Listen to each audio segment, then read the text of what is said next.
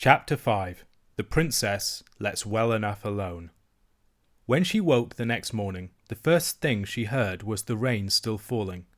Indeed, this day was so like the last that it would have been difficult to tell where there was the use of it. The first thing she thought of, however, was not the rain, but the lady in the tower, and the first question that occupied her thoughts was whether she should not ask the nurse to fulfill her promise this very morning, and go with her to find her grandmother as soon as she had had her breakfast. But she came to the conclusion that perhaps the lady would not be pleased if she took anyone to see her without first asking leave, especially as it was pretty evident, seeing she lived on pigeons' eggs and cooked them herself, that she did not want the household to know she was there. So the princess resolved to take the first opportunity of running up alone and asking whether she might bring her nurse. She believed the fact that she could not otherwise convince her she was telling the truth would have much weight with her grandmother. The princess and her nurse were the best of friends all dressing time, and the princess in consequence ate an enormous little breakfast. "I wonder, Lootie," that was her pet name for her nurse, "what pigeons' eggs taste like," she said, as she was eating her egg. Not quite a common one, for they always picked out the pinky ones for her. "We'll get you a pigeon's egg, and you shall judge for yourself," said the nurse.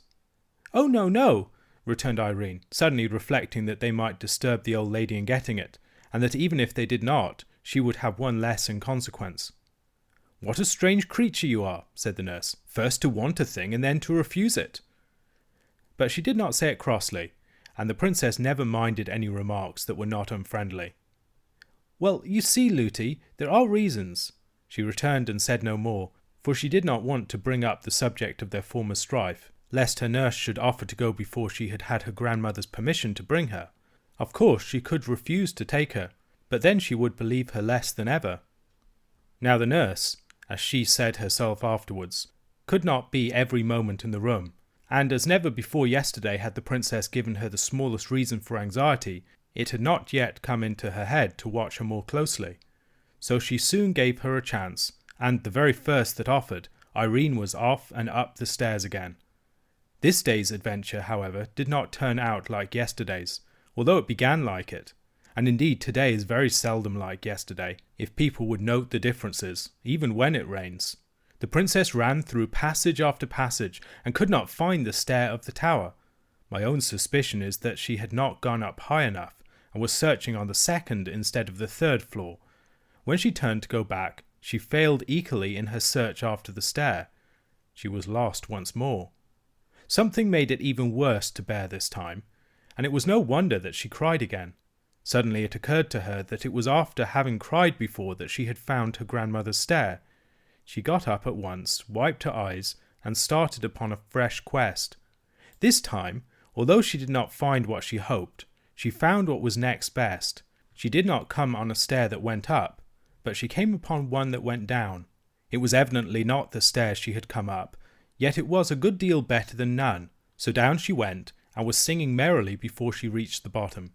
There, to her surprise, she found herself in the kitchen. Although she was not allowed to go there alone, her nurse had often taken her, and she was a great favourite with the servants, so there was a general rush at her the moment she appeared, for everyone wanted to have her, and the report of where she was soon reached the nurse's ears. She came at once to fetch her, but she never suspected how she had got there, and the princess kept her own counsel. Her failure to find the old lady not only disappointed her, but made her very thoughtful. Sometimes she came almost to the nurse's opinion that she had dreamed all about her, but that fancy never lasted very long. She wondered much whether she should ever see her again, and thought it very sad not to have been able to find her when she particularly wanted her. She resolved to say nothing more to her nurse on the subject, seeing it was so little in her power to prove her words.